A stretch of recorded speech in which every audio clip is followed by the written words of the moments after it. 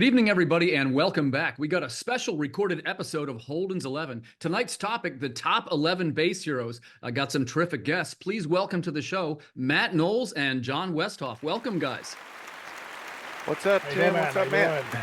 This is great, man. I can't wait to talk to you guys. I love talking about music, and as you know, I love talking about bass guitar. So what we're going to do tonight is talk about some of the bass heroes that had a little bit of an influence on pop culture, and maybe you guys can share your thoughts and even possibly suggest some others. I'm going to jump right in. Let's go to number 11. We'll start with Matt. Number 11 is Mr. Gene Simmons from Kiss. Were you ever a Kiss fan? Number 11, huh? Yeah, number 11. Were you a Kiss fan? So I will say 11. This. Yep, I've never really been a Kiss fan, but I will say this: Kiss is like the they are the literally the grandfathers of like the corpse paint generation that went into Norway, and you know I'm definitely into the more extreme metal and stuff like that. So without Kiss and without their face painting, maybe you don't have what all that went. But yeah, definitely from an influential standpoint, I mean Kiss could put out, you know, somebody farting into a trash can and people would still buy it, because I don't think anybody really listens to Kiss as much for the music as the image and the lunchboxes and everything in the 70s and 80s was all about the insane marketing that they did. Right, the masters of marketing. What's your thoughts on Kiss, John? Younger John hated Kiss, the theatrics, all that, the cheesy music, the videos, but I came around to him, and like Matt said, I came to appreciate that they went all in on the theatrics. I realized that I definitely lean towards bands that, you know, whatever you want to say, their image is not as much about the theatrics, but I realized that there is a place for that, especially in rock and roll, right? I mean, it's a huge part of it. And even though I'm not sure, I was just watching a video lately teasing Gene about his bass playing. I'm not sure I would put him on the best list, but he is one that you think about when you think about bass. He made it sexy. He made it cool. He got all the women. He you know, the way he played and filleted his bass, you know, all that is part of the legend of Kiss. And I've definitely, they've grown on me. And, I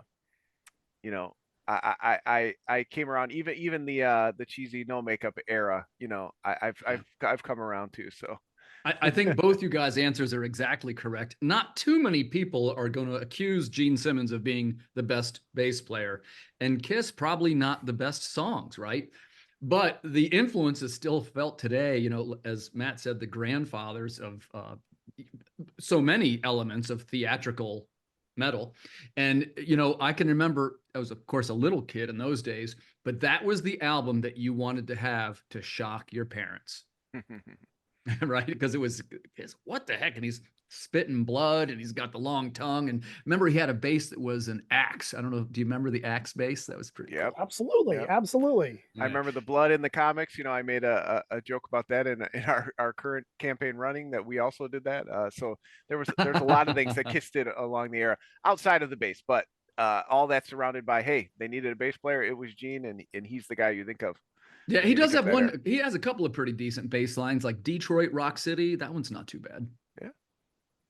Let's jump over to number 10. I got to admit, this is one that Matt suggested, and I almost forgot to leave this fella off the list. That's our number 10, Les Claypool from Primus. Matt, what can you tell us about Les Claypool? So Les Claypool, being a slap bassist, he was you know, right there at the beginning of the grunge era. I'm not a grunge era fan. I'm somebody that's tried and true metal. And when the grunge era came in, people that were into metal then really hated grunge because they basically buried metal. And Primus was probably one of the only bands from that era that I was really, other than them and kind of Faith No More. Oh, yeah. Sure. That were outside of the grunge era, but were kind of grunge adjacent, and that I could really respect. And Les Claypool just really knew how to put that slap bass down and really knew how to make good rhythms and good melodies on the bass, which is not something that you're only going to get out of just typical rock. And part of the reason why he came to mind was because, you know, I've got to crash the show list on my side, because I'm really into metal and into technical metal and into stuff that is way outside the mainstream that I want to be able to bring up on the show. And when I saw your list, I was like, I see where this is. This is a commercial list, but Les Claypool really stood out to me as one who needs to be there, because from that era, I think that he probably is the one that stands at the top with one of the other guys that you have on the list. Yeah, and you know, you mentioned it correctly, which he has a technique that is it's different from everybody else, right? And John, what do you think? Were you a Primus fan? Primus is my favorite band. I love them so much that I actually suggested him to you as well, but you dislike Les Claypool so much that you forgot him twice. After I suggested him, you had to have Matt suggest him. So I do want to call you out on that, because Primus is my all-time favorite band. They were right at that time. I was, they started a little bit before, when I was younger, but Pork Soda hit when I was like 13 or 14. I went back and got all their other albums. Just love Primus so much. And Les, like you said, he's just so unique. He plays a slap style, but I've actually very recently gotten into watching people hearing him for the first time and trying to learn. Right. And it's just so funny as like an old man who's grown up with him to realize how unique, and he will never be replicated. What he does picking up that instrument is just amazing. To me, when you say the word bass, he's the name that comes in right away. And again, he's just, I just love how unique he is, and he'll never be replicated. You just cannot imitate his style. I have friends who love him as well and try to play in that style, and just it's more than just the line. He plays it like a percussion instrument. Very much so. And he's the lead too, and that's what's really cool. He's one of the few bands ever that really the bass is the driving force of the band. There's another kind of cool thing about Primus, which you guys didn't mention, which is they have an almost Zappa-esque approach to their lyrics. To say it's offbeat would be an understatement, right?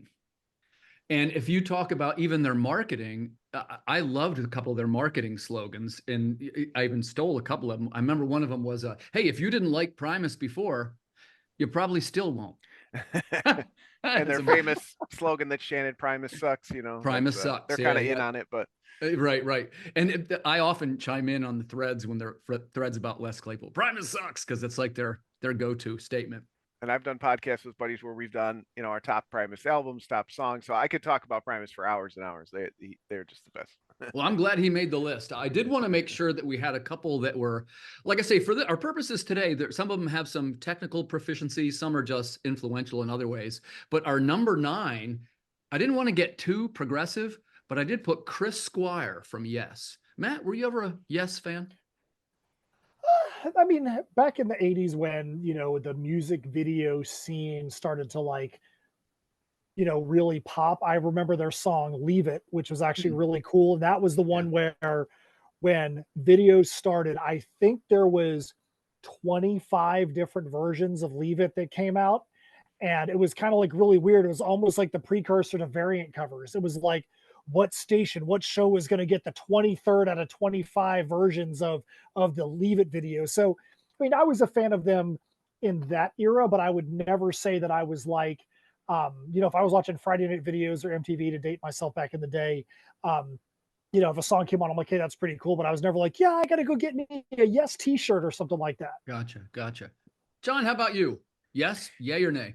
Yeah, when you mentioned them, I hadn't really thought about them in a long time, but they are a band I like. I like that era. I like that style, Yes, REO Speedwagon, whatever that style of rock you want. But yeah, I feel bad that I actually didn't even know Chris's name until you mentioned it. But yeah, I was particularly thinking like, the earlier stuff like Roundabout, and they've got some real intricate parts that you might say, hey, these parts don't really go together, right? But they blended them together in sort of this progressive experience. Although you could make the argument that they're maybe not as rock as some of our other choices. And it's so funny because every time I hear the song Roundabout, I think it's REO Speedwagon, and then I have to correct myself, and I just did it right now. You probably caught me looking at my phone. Is that a Yes song?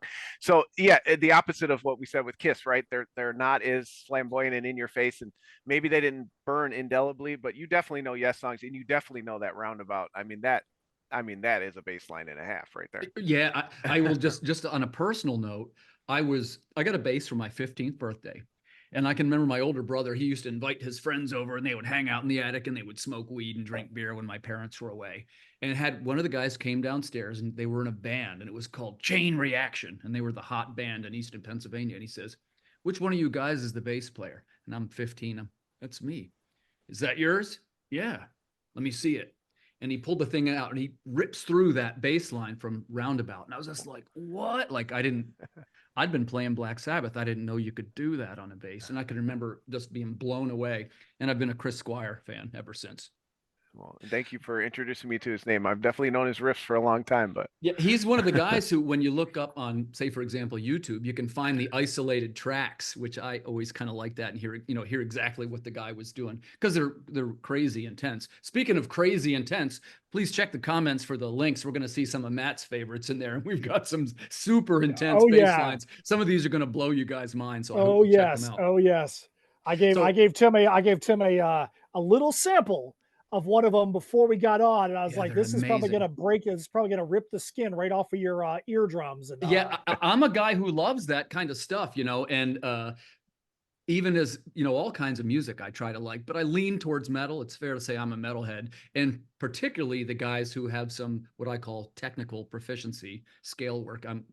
I fall for it every time, man. So please hit the links if you want to check those out. Let's change gears a little bit. Our number 8 from the Red Hot Chili Peppers, that's Flea. Matt, what do you think of the Red Hot Chili Peppers? Well, I'll give you the same answer that I gave earlier, where as a personal, I'm not a Red Hot Chili Peppers fan just because that's never been my style of music. But nobody can argue with how influential he was, because outside of Les Claypool, he's the one I was referencing earlier when we were talking Primus, where if you look at that era, Les Claypool and Flea should be like the number 1 and number 2 bases as far as most influential. And then there's like a massive, massive chasm before you get to any other bases. It's like in all other parties. So those two definitely set the standard back then for bass players that one could play really proficiently, but Flea is definitely has that ridiculously good stage presence as well. So right. And thanks for emphasizing that, because that's one of the influences. Maybe we don't always agree on the music, and to be honest, he's not one of my favorite bass players, but you got to respect a guy who goes on stage wearing pants made out of stuffed animals. That is, if he was wearing pants at all, yeah, which he often or tube socks. Yeah, right. Yeah. If you guys don't know, he's referring to their tour, which was Rock Out with Your Cock Out. And they went on stage wearing just tube sock over their junk, which I wonder if you could do that today. Maybe not. John, what do you think? Flea, are you a fan or not? I love Flea. Again, it was around that era. I was, 13, 14. I had just gotten my first bass, mowing lawns for my mom's friends. I started as a bass player, and he was at the height of his popularity then. Blood Sugar Sex Magic is still a 10 out of a 10 album for me. Definitely they did not carry that excitement for me much longer, as they went through some guitar players and different eras of music, and they are what they are. But I still love them. I love Flea. Again, he's one of the people who made me want to pick up a bass guitar. Definitely never even got close to the level that he plays, and quickly moved on to drums. But I love Flea, and I still love certain songs of the Red Hot Chili Peppers. And again, he has a lot of songs where he drives the line, and he's so unique. Yes, of course, he's playing in more of that funk style that a lot of other Victor Wooten comes to mind, and other amazing Bootsy Collins, these amazing funk. So he definitely has a style, which you could tell he played off of, but he's still very unique in how he uses it, how he helps write songs, and I love him for that. Well, and thanks. We really got to give a shout out to Bootsy Collins and Victor Wooten, who are two guys who didn't make the list. Not because they're not awesome. They are awesome. But, our list is kind of slanted toward hard rock and metal. And Flea almost didn't make it because he's pretty funky, right? But Red Hot Chili Peppers, probably hard rock. So let's switch gears one more time. I wanted to have some classic rock guys too, because they're the ones that everybody know, and they have a lot of influence on the way music is today. Number 7, John Paul Jones, Led Zeppelin. What do you say, Matt? I mean, literally the most popular rock song in the history of rock songs with Stairway to Heaven. I mean, kind of hard to leave somebody off, any of the people in that band, from any list, just because of how ridiculously influential they were in so many different ways. And I mean, how many songs from that era, from the 60s and 70s, can you still say that?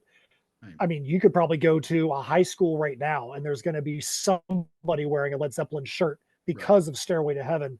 Very rare do you see a song that is going to carry on like that. And part of it is because of that thumping rhythm in the background, along with all the other flowery stuff on top of it. Yeah, yeah, agreed. John, would you agree with him? Oh, for sure. You know, same as Paul McCartney, there has to be a bass player in the band. In this case, Led Zeppelin, none of the members of the band were a slouch in any respect. And, he's a great part of one of the best rhythm sections, rock and roll will ever see. So you gotta sure. shout him out. Yeah, got to mention John Bonham, right? Mm-hmm. His rhythm section, arguably the strongest rhythm section in the history of rock music. So I tell you what, this is my opinion. I wanted to make sure we had a lot of influences on this list. I am of the opinion that you cannot be taken seriously unless you are wearing a loincloth while you are playing music. So for our number I can get 6, mine out if you want. our number 6, that's Joey DeMaio from Manowar. Matt, what do you think of Manowar? Manowar has never been somebody that I've really listened to much of. I mean, I've heard them obviously, but if you don't know Manowar and you don't know the Loincloth album covers, are you even a fan of metal? I mean, everybody has seen that. Everybody has seen the ridiculous Manowar album covers, but you know what? They own that stuff, and that was their style. Right. And I mean, right. literally, John Westhoff took his own personal wardrobe cues from Manowar, so you got to respect it. Yeah, for sure, for sure. John is wearing a loincloth right now, aren't you, John? I am. Don't ask me to stand up. This is another band that took me a long time to come around to. They're very over the top, but once you kind of get past that, and again realize that, whether it's George Corpse Grinder Fisher singing about ripping someone's head off and having sex with the stump, metal in all aspects is over the top. It's just, sure, we like the violent stuff and we go, oh, that's cool, he's talking about that, but we kind of sell short, because Manowar's talking about dragons and stuff like that. But once I got over my own ego, I used to listen to them, for the camp value and haha, it's funny. And, I think Manowar is still a little bit in on it. Right. So yeah. that's, I definitely, I came around to them very much, so much so that, we may talk about later how much they've influenced me. But that's one of the reasons I included them. We're going to be coming to that in a couple of minutes. And, I never gave a fair shake to the bass player. He's not, on a lot of the songs, obviously the guitar, drums, those over the top vocals are driving it.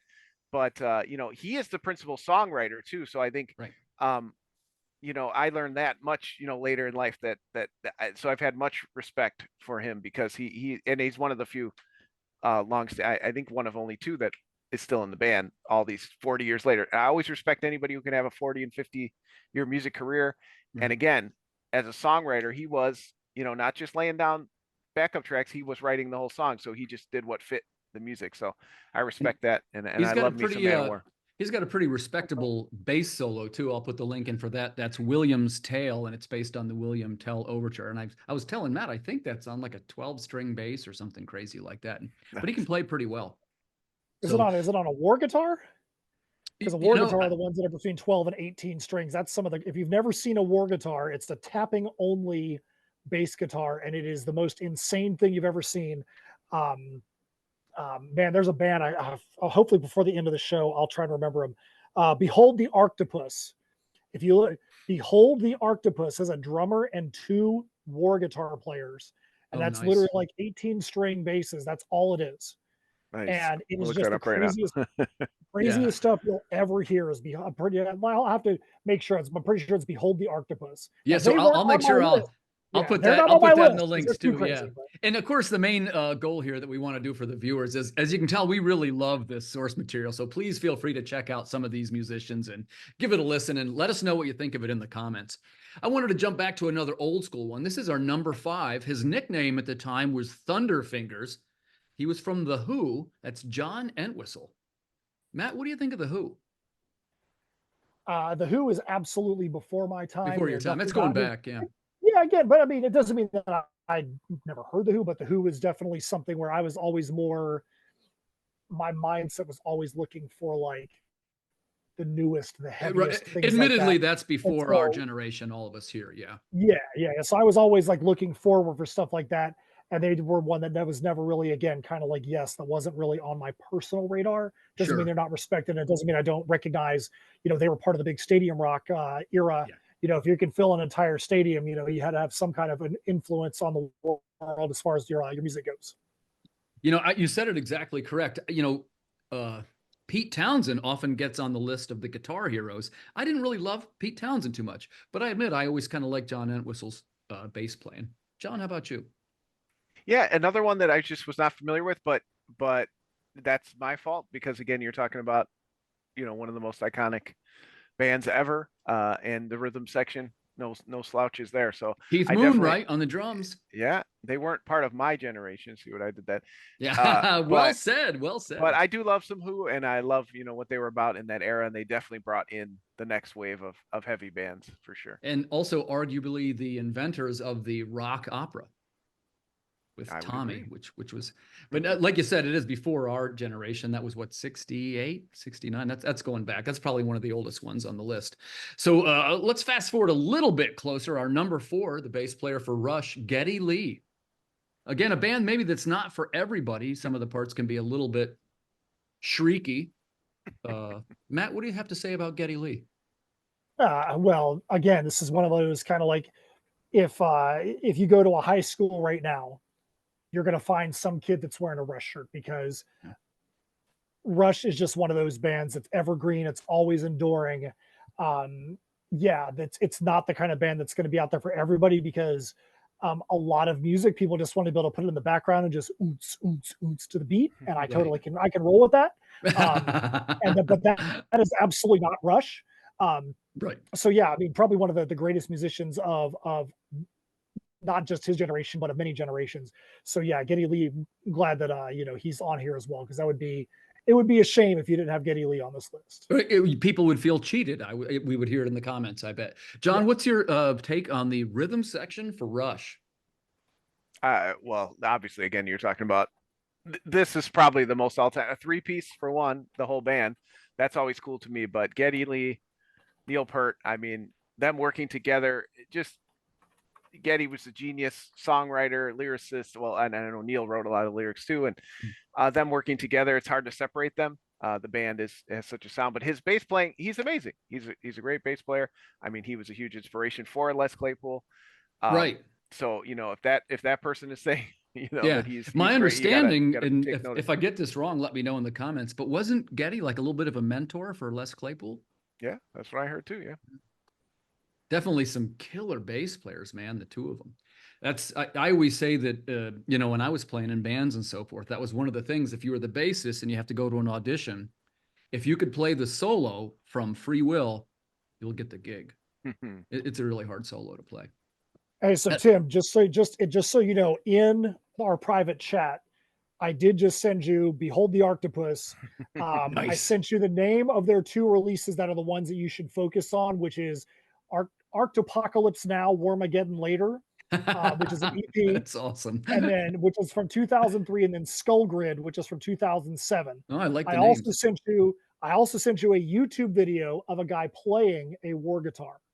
Oh, so you cool. can see that it's just a completely insane instrument. But to think about that, you've got a band that has got a drummer and 2 guys playing a war guitar, and that is it, and they make it work. I mean, it's nuts. But yeah, so that's in the chats for you to be able to get into the show notes. Yeah, and man, I dig that stuff. I'll definitely check it out, and I'll put the links in the description for the viewers that want to see that. I love the multi-stringed basses, and a little bit I talk out of both sides of my mouth. Here's what I mean by that.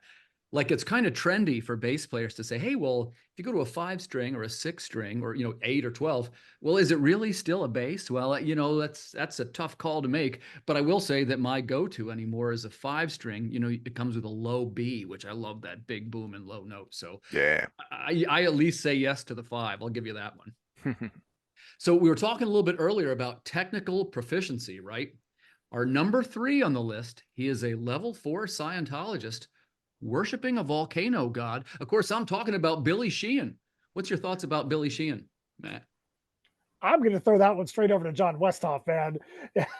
Yeah, again, another one that Tim caught me a little bit off guard with, but it's just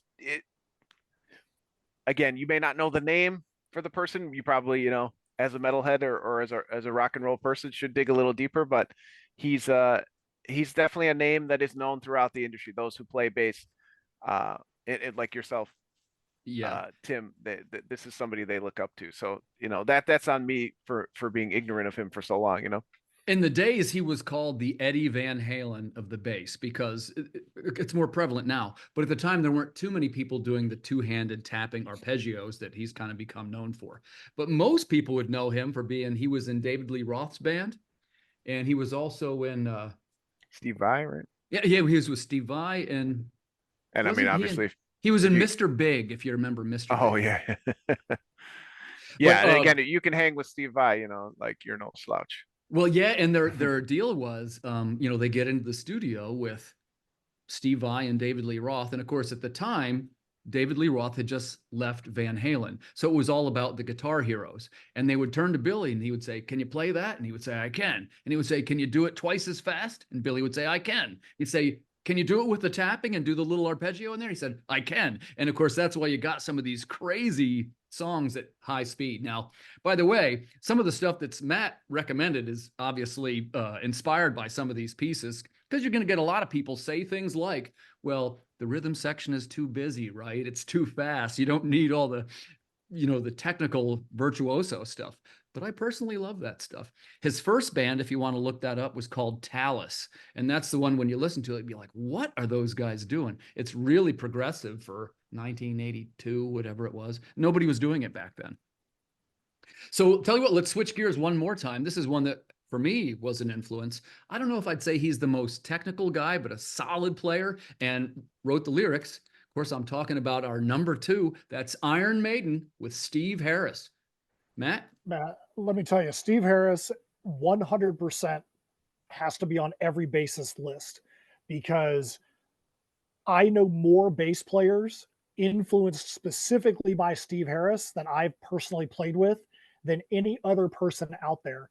I will also say that Steve Harris also is not the best influence. And here's why I say that. If you ever listen to an Iron Maiden album, because of the way they have their music designed, you can have that bass booming up in the mix. You can have it higher than probably most bassists in most music. And as music got heavier, you had these people that were influenced by Steve Harris, and they're like, I want my bass in the mix at the same level as Steve Harris. And you're like, dude, you can't play a blast beat with the bass at the same level as Steve Harris, because then it would be drowning out the drums. But right, exactly. But if you go back and listen to Iron Maiden for what they are, Steve Harris has got some of the catchiest bass lines, and he's part of what makes Iron Maiden endure. He's part of what makes Iron Maiden be so influential that there is literally churches in Brazil that are designed around Iron Maiden lyrics. That is their Bible, is the Iron Maiden lyrics. It is the weirdest thing I've ever seen, but that's how influential they are as a band. Yeah. Yeah, I totally agree with what you said. John, how about you, buddy? And another one, I not my era. I would definitely, as a young tough guy, was not into the falsetto lyrics, and it took me a long time to realize, what a powerful force that Iron Maiden is, how different they were for the time, how much they drove that era, that metal music. So all of Iron Maiden is a blind spot for me, but definitely, yeah, Mr. Harris. Now I listen to the bass line on the Trooper, and like Matt said, one of the few bands of the era where they actually brought the bass up so you could actually hear it, and how fast he plays with it, and how fast all the songs are. And he's just an integral part of a generation defining band, especially in our circles that we walk in. So I apologize for no need a snob as yeah. It's like I say, there's so many different great ones to choose from. This is Matt and I were talking about this backstage. It's tough these lists are kind of tough to make, right? Because we want to try and find bands that people know, but at the same time, we hope they'll also discover some of the newer stuff that was in many ways inspired by these giants from the industry. Steve Harris, I think most people would say he's known for what they call his hammer stroke, what some people call the gallop. All the songs have kind of like that galloping rhythm. Man, that's all Steve Harris right there. I'll give you a quick little 6 degrees of separation about Iron Maiden too. Please. Back in the day, I used to live in South Florida, and I kid you not, Nico McBrain used to be the drummer in the praise band at the same church that I went to in South Florida. No way. And I remember, like, one of my really good friends, she actually sang in the praise band with him.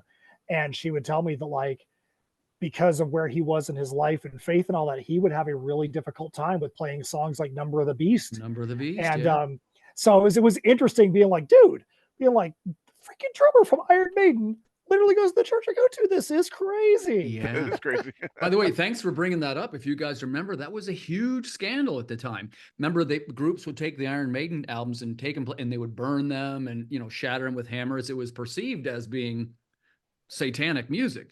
And of course, you got the guys from Iron Maiden say, wait, no, that's just what we wrote about. They weren't any kind of Satanists. It was kind of trendy back then to write about satanic lyrics. But of course, Iron Maiden did what I would call sort of literate lyrics. Like they had Rhyme of the Ancient Mariner, you got the Trooper. They were all sort of based on historical type things. And that was their one that was sort of, they had the Number of the Beast, and there's one called Revelations too. Yeah.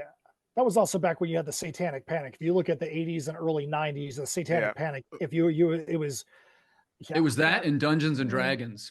Right. Yep. It's silly when you look back on it now, how ridiculous society was, but you know, society is always that way. If there's something that they don't know, it automatically is going to be pushed to the nth degree of it's demonic, it's satanic. Why do you think that quote unquote witches got burned at the stake back in the in decades ago, or centuries ago? Because people didn't understand. Why do you think that when some people got sick, that it must be possessed by a demon? They got sick, and so you just got sick. We have medicine for it now. You can go get stuff from your local Walgreens for it. It's not medicine to get rid of a demon at your Walgreens. It's just they got sick. They just didn't know. And that kind of was a part of that era. And I remember that era far too well. I remember it too, man. I remember it too. And I remember at the time thinking, well, most of the fans weren't in any way satanic. It was the sound that we liked. And like, I wouldn't have cared what the lyrics were. I probably still would have liked that song. Well, I can tell you, being in the convention scene that I'm in right now, I've seen some of that kind of come back around, because I do a lot of horror conventions, and there's one that I do called Spookala, and they've had some issues with people like, oh, we don't know if we want you here because it's bringing demons and all this. Dude, I can tell you right now, some of the literal nicest people I have ever met have been the guests that I've interviewed at the Spookala festivals. And I'm like, I have a problem with this. I have a problem with somebody just taking this entire thing and being like, metal music is bad, conventions are bad, comics are bad, horror conventions are bad. Because to put that gigantic umbrella on there, you're always going to be like misrepresenting so many people. It's so ridiculous. Yeah, I get that. And speaking of the satanic panic, we're talking about some of the what some people might consider the godfathers of heavy metal, right? Got a circle right in on our number one. It's Mr. Geezer Butler from Black Sabbath. You a Black Sabbath fan, Matt? Let me say this. I'm going to go back to the comment you just said. You have to consider Black Sabbath as the godfathers of metal. They're even considered the godfathers of the doom metal scene, which was My Dying Bride, Anathema, Paradise Lost in the 90s. They really brought the doom metal scene up. But you have to go back to what Black Sabbath was doing, and just the slow trudging, just like you feel like you're listening to music and you feel like you're just being drugged through the mud. Right. And there's just a certain feel to what Black Sabbath does that is way different than what anybody else from that era was doing. And you have to really give it to them that they were able to create a sound then that nobody else was doing. And so definitely respect Black Sabbath for that, and Geezer Butler. Yeah, I totally agree. John, what say you? I know. Is that a new band? I've never heard of them. Let me tell you, there's a comic that I know called Drumsticks of Doom. If you've never heard of Black Sabbath, you might want to read that comic, because you might check that out. Yeah. And definitely, again, another iconic rhythm section, Bill Ward, Geezer Butler, two of the best to ever do it. If you were gonna write a script for who the godfathers of metal could be, everyone in that band, carried their weight. And Geezer is just amazing. He's an amazing bass player. Obviously the riff that comes to mind for most people, Nativity in Black. Just so many iconic lines. And who knows, he and Iommi work so well together. He's just the one that you think of when you think of heavy metal, hard rock bass players. It should be Geezer that pops to mind right away. Yeah, he was always my number one, and definitely a fellow that was an influence on me. As I mentioned earlier, I got a bass for my 15th birthday, and I'll tell you what I did. I sat down in my room and I took the Masters of Reality album. That's the black album with like the purple writing on it. And I sat down, I lowered the needle, and I just tried to imitate what he was doing. And then it would get to the end of the album and I would do it over again and I would imitate it again. And I did that for probably a couple of months. Wow. That's a good way to start. Yeah. There was, of course, I was taking lessons at the time, but I think like many musicians, the lessons are a little bit, I think it's good to have a musical foundation, but I was pretty certain I want to do what that guy's doing. And that was what I tried to emulate. Well, guys, I really want to thank you for taking part in this list. And really, it's just a carefully framed discussion because we're all musical sort of people and we're promoting various projects. I'm going to start out with Matt here. INSYMMETRY Creations, full of musical inspirations. Can you tell us a little bit about what you're making and what your next project is? So I come from a metal music background. I was a metal musician for quite a while. Later on, I'm going to share some of my crash the program list, and with one of the guys I actually used to play with, who's actually a pretty known musician now. So I've always had a metal music background. Our next project is going to be for Heirs of Isildur, the Perilous Prospects Book 3, and the tagline for Heirs of Isildur is where steampunk, comics, and metal collide. Nice. Because you've got obviously the look of steampunk, there's the aesthetic that's there. It's told in comic and graphic novel form, but that's where my main musical writing comes from now. So we've got Heirs of Isildur, the Crossroads Conundrum, which is the first metal album in this era that ties into the graphic novel of the same name. You've got Heirs of Isildur versus Tales from Nocturnia, which we did on CD and vinyl, which also ties into Heirs, but also our medieval fantasy Tales from Nocturnia. We just released I Am QIDO, which is our fictional Far East fantasy horror. We released the title track for that, or the theme song is called Spiral into Madness, and we just released the orchestral version of that as well. And which is super cool. Matt, I just got to chime in here. That is a super cool version. Thank you, sir. Thank you, sir. And then just before this, I made sure to share with Tim and John, we have a brand new song from Heirs of Isildur that's going to come out with this campaign. And I shared with them the teaser for the trailer, which has got like the first 15 seconds of the new Heirs of Isildur song. Yeah. And that they're literally the first people outside of, people that are around these ears that got to hear a little bit of it. But metal music is definitely in my blood. Definitely something that I am, not just a big fan of, but I'm a part of. And I like being able to take that metal music side and the comic side and bridge them and bring them together. Nice. And John, let's jump over to you. I know you're inspired, influenced by metal. Tell us a little bit about what you're making and what are you promoting?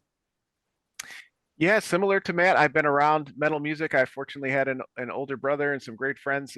That's a huge part of my life. I started playing bass at 14, transitioned to drums at 15, played in a band for about 15, 20 years after that. As I was kind of winding down that musical part of my life, I was looking for something else creative to do, and that's where comics kind of came in. Yeah. And I've done some music themed anthologies and been inspired by musical comics and always trying to bring that aspect in. And finally, 10 years into my writing career, the main, I would say the flagship title for Part-Time Comics, my independent publishing company, is Drumsticks of Doom, which the short pitch is, what if Black Sabbath, not the Beatles, became the most popular band in the world and thus the universe was changed forever, musically and otherwise?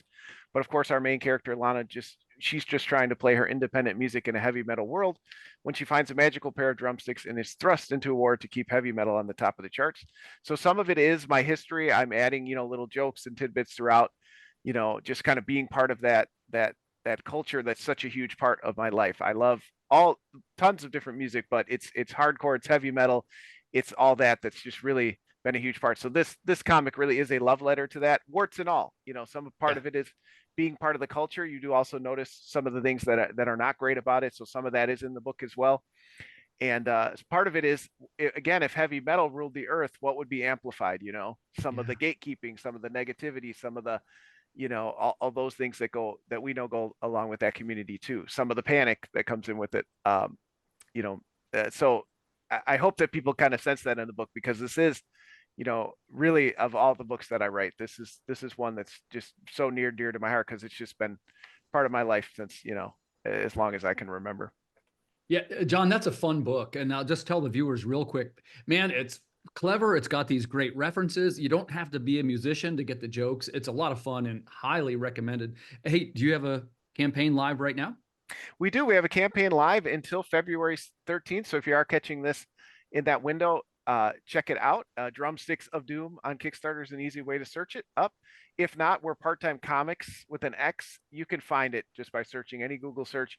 We always have the issues available. This is for the graphic novel collection.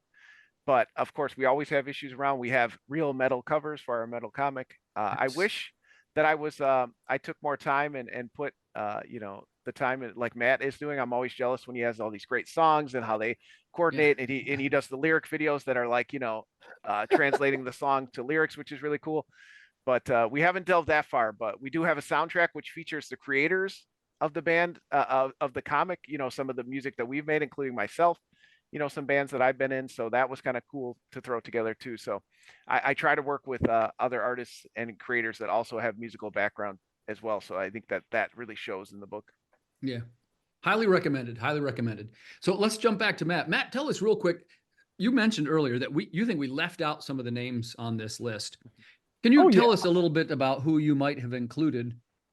Oh yeah. So in the tech metal world, there are some bass players, there are some musicians that are just they blow my mind with their talent.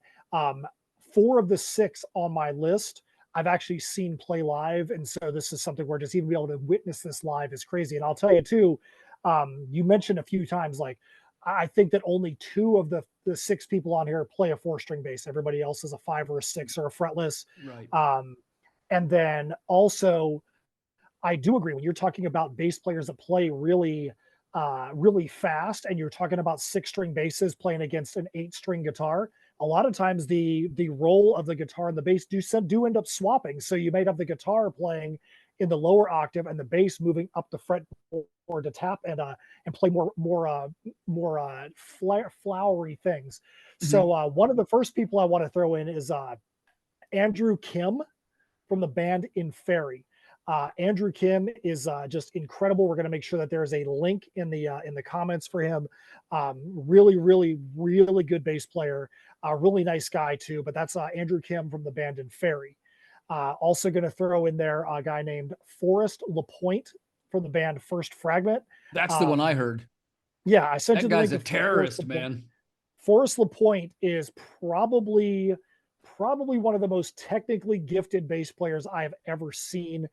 He plays a 6-string, and most of the time he's not playing with a pick, and he is just floating all over. And you look at what he's doing, you're like, this doesn't even make any sense. I mean, it hurts my brain just to watch what he's doing, because it's so technical, but it's so rhythmic as well. But Forrest Lapointe, he actually was originally in the next band that I'm going to mention. He was replaced by another guy on the list, which is Hugo Doyon-Karout. From the band Beyond Creation. He also was in the band Equipoise. And again, just the stuff that this guy is able to put out, you want to run, not walk, to go listen to these bands. Again, I think I've got a link for both, something from Beyond Creation and from Equipoise. So Beyond Creation's Hugo Doyon-Karout is just an incredible bass player. Then the last of the tech metal guys is the guy Jared Smith from the band Archspire. Archspire is a band, if you've never heard them, I went to a show to see, maybe it was Inferi play. I don't remember if it was Inferi, but I think Inferi and Archspire might have been on a tour together. And it was getting late, and I was like, you know what, I might have to leave before Archspire comes on. I'll just listen to the first song. And they got up on the stage, and it was like, yeah, there's no freaking way I'm leaving this venue. Everybody across the stage was just like, they are running the fastest sprint marathon, even on the vocals, and just the stuff that they're doing, the kind of like riffs and rolls and arpeggios on the bass, just, it doesn't even make any sense. But it's just so musical, so technically talented, so incredible. That being said, I've just brought up, 4 guys on the tech metal side: Forrest Lapointe, Hugo Doyon-Karout, Andrew Kim, Jared Smith. But I do want to bring it back down to 2 guys. One guy who's more accessible, and the one guy I know is going to blow both of your minds. But I'm going to have him on my top list. You're going to be like, that's crazy. So the first guy I got to bring up is Sean Tibbetts. He is from the band Kamelot. He's a former bandmate, a longtime friend of mine. I literally texted him when we started to record the show. I'm like, dude, I'm doing a show about bass players and favorite most influential bassists. I said, there's no way I'm going to do this show without bringing you up. Nice. Sean was in my old band, Royal Anguish, and we played a lot of shows, and we did one tour in Europe together.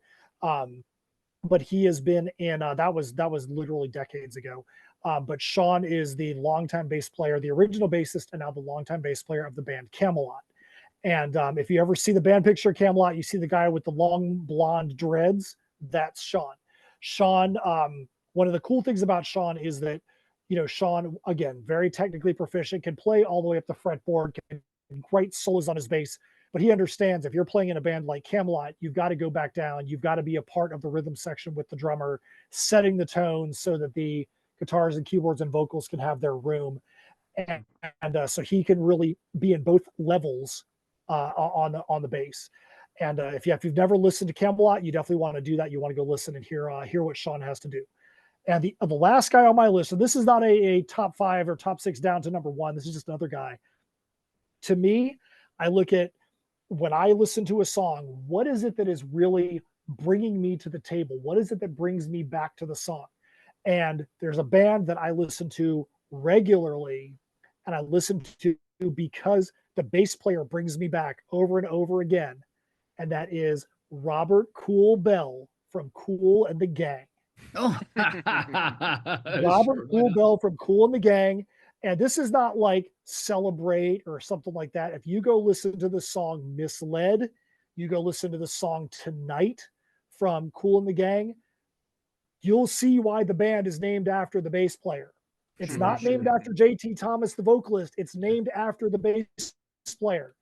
And those two songs will show you a guy that knows how to write a catchy, just gutty bass line that is going to make somebody who is a metalhead, somebody that is into harder stuff and technical stuff, want to have Kool and the Gang in the regular daily playlist, is because of his bass lines just are really just something that's just going to grab anybody regardless of their normal proficiency and make you forced to listen to Kool and the Gang. That's the one. I love the reaction I got from both of you guys, because I knew you both would be thrown off by me putting Robert Kool Bell in there. Well, actually, I'm a funk guy too. We sort of touched on that earlier, but it's tough to make lists, right? So you got to draw a line somewhere, because I'm a huge fan of some of the funk guys, and it's tough to find the space to squeeze them in. John, do you got anybody you want to shout out that we might not have covered?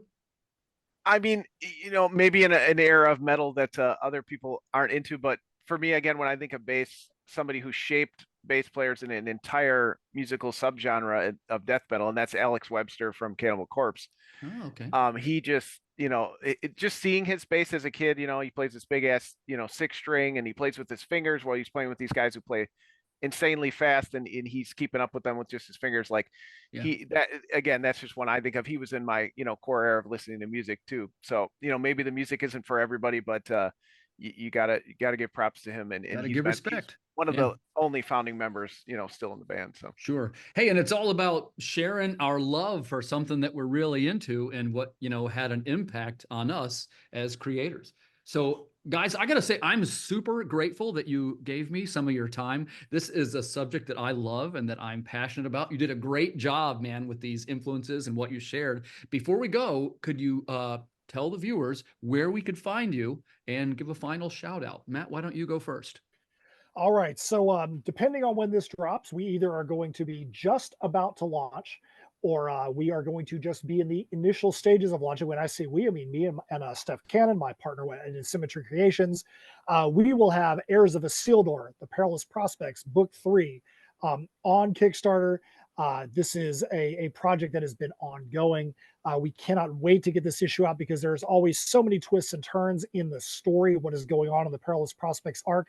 There's been an apocalyptic event that has taken over the village mountain enclave of Shadows Haven, and the only way to stop it might be through those who accidentally caused it. In this issue, the main protagonist, Michael ISILDUR, is back. He has been in a coma for the last 2 issues. And when we talk about issues, our issues are not 20-page issues. They're always spine books that are 48, 56 pages. So he's been in a coma for quite a while. He's finally returned from his supernatural sabbatical, to a world that he doesn't even know. Everybody has moved on with him. His entire life has been, because of this apocalyptic supernatural event, has now been prescribed onto somebody else. So he's trying to figure out what his role in this world is, and everybody's counting on him to try and help fix this thing that could take down the town forever. And so he's trying to figure out his own life and figure out how to help these people at the same time. If you go to tinyurl.com/heirs, HEIRS TPP3, you can get to the campaign. We would love to see you there. You can also go to linktree.com/INSYMMETRY CREATIONS. That is where you can get to all of our websites, our music page on Bandcamp. If you're somebody that was interested in things like I Am QIDO, which we talked about, we just released, we do have catch-up tiers. I Am QIDO is a spin-off of one of the characters in Heirs of ISILDUR. So there are catch-up tiers with all of the Heirs of ISILDUR books, all the I Am QIDO books. We've got tiers that have got all the metal covers that we've ever done. 18 different metal covers are being a tier. There's our vinyl albums. All that kind of stuff is out there. But you know what? I'm going to shut my trap now because there's somebody else over here wearing a loincloth that I know wants to be able to talk about his project that ends way before ours as well. John, you get the final word. Tell us where we can find you. Yeah, again, search Part-Time Comics with an X. You can find us pretty much anywhere at Linktree/Part-Time Comics. Is the best way to find us. We always have multiple campaigns in the works. Our long-running series now is on past issue 4 onto the first trade paperback, and that's Drumsticks of Doom. Issue 5 will be in May, 6 and 7 right after it. It's planned to be an 11 or 12 issue running series. So if that interested you, check it out. We have tons of other series: Child Possession Services, Depowered, Bulletproof Chicken. We have other books not themed around music as well. So if you can't find something on our library, just shoot me a message and I'll try to invent something for you. But I feel like we offer a diverse lineup. But Drumsticks of Doom is definitely the driving force. And yeah, if you like what we talked about with music today, I think you'll dig the book. Excellent. Excellent. And for the viewers, I will share those links in the description. Please go and check those out. Man, some of my favorite creators in this room. Guys, I am grateful that you shared this time with us. This is really a fun show for me to make. And to the viewers, thanks for tuning in. This is an episode of Holdens 11. We'll see you guys next week. Good night, everybody. See ya.